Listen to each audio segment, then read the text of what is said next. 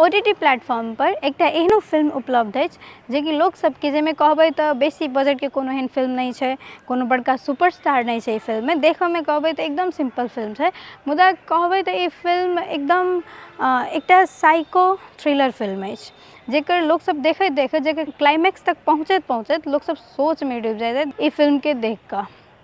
ए film के हम बात कर रहल छी अखन कोनो एहन 2023 में आयल फिल्म पार्किंग के, जेमे दूटा सामान्य व्यक्ति के देखेने छै जे कि एकेटा फ्लैट में कहबै तऽ एकेटा बिल्डिंग में रहैत रहै छै बुझाय में,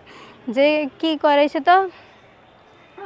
एकटा लंग स्कूटी रहै छै, एकटा लंग कार रहै छै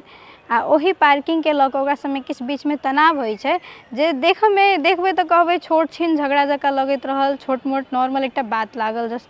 लेकिन यदि उ फिल्म के उहे छोट छीन झगड़ा उहे छोट मोट तनाव एहन ई सब बाद में जाके बढ़ा दै छै कि एकटा जंग जकाँ बनि जाइ छै, एकटा जंग के रूप लऽ लै छै,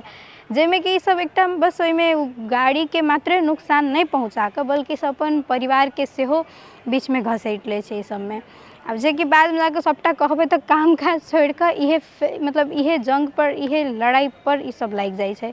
आ जे कि एहिमे ई फिल्म के यदि बात कहबै एहिमे के सबसे इंटरेस्टिंग बात कहबै तऽ ई फिल्म के क्लाइमैक्स छै, जे कि जतऽ लोग पहुँचैत पहुँचैत सोच में पहुँच जाइ सोच में डूबि जाइ छै, जे कि फिल्म में के क्लाइमैक्स देख कऽ। आ ई फिल्म के जे क्लाइमैक्स के बात करबै सबसे इंटरेस्टिंग इहे छै। ई फिल्म के जे एम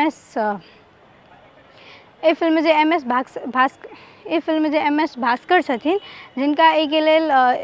बेस्ट सपोर्टिंग रोल के लेल नेशनल अवार्ड सेहो भेटल छल। ई फिल्म के 71 नेशनल अवार्ड सेहो एहि बेर भेटल अछि।